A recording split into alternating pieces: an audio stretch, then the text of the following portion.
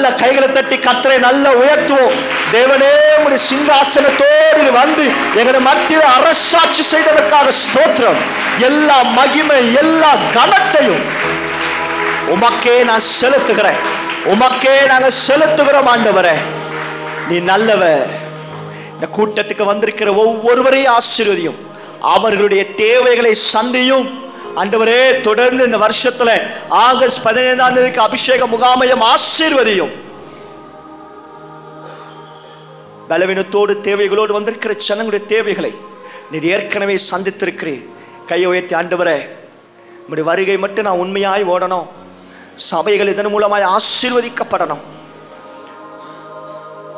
எனக்குள்ளாக இருக்கிற அபிஷேகத்தின் எல்லைகள் அதிகமாகணும், நிறைவு அதிகமாகணும். உம்முடைய நாமத்தை உலகம் முழுவதும் அறிவித்து உம்முடைய நாமத்துக்கு நாங்கள் சாட்சியாய் வாழ கிருபையை தாரும். இதற்காக உதவி செய்து ஜெபித்து கொடுத்த ஒவ்வொருவரையும் என் தேவனின் அபரிமிதமாய் ஆசீர்வதியும். இயேசுவின் மூலம் ஜெபிக்கிறேன் ஜீவனுள்ள நல்ல பிதாவே, ஆமென். இங்கே வந்தது உண்மையிலே நாங்கள் ரொம்ப பாக்கியம் பெற்ற ஜனங்கள். எங்கள் சர்ச்சில் இருக்க யூத் டீம்னு நினைக்கிறேன். எல்லாரும் ஆண்டவர் இங்கே கொண்டு வந்தார். ஆண்டோடைய பிரச்சனத்தை உணர்ந்தேன். ஆண்டவர் என்னோட பிஜே குறித்து என்கிட்ட பேசினார். நான் உண்மையிலே விசுவாசிக்கிறேன். ஆண்டவர் என்னை எம்எஸ்சி ஐடி பண்ண வைப்பேன்னு சொன்னார். விசுவாசிக்கிறேன். ஆண்டவர் அதை எனக்கு செய்வார் நான் நம்புகிறேன். நாங்கள் ஜெபம் பண்ணிட்டு வந்தோம். நாங்கள் வெறுமையாக திரும்பி போகக்கூடாது ஏசப்பா, ஒரு பெருத்த ஆசீர்வாதத்தோடு நாங்கள் போகணும் அப்படின்னு ஜெபம் பண்ணிட்டு வந்தோம். அதே போல் வந்தது போல் கர்த்தர் என்னை நிரப்பினார். எங்கள் குடும்பத்துக்காகவும் எனக்காக நான் ரொம்ப கவலைப்பட்டு ஜெபித்தேன். இங்கே வரும்போது நான் ஜெபித்தேன். கர்த்தரனோட கூட பேசினார். உன் கண்ணீரெல்லாம் நான் மதுரமாக மாற்றுவேன்னு சொன்னார்.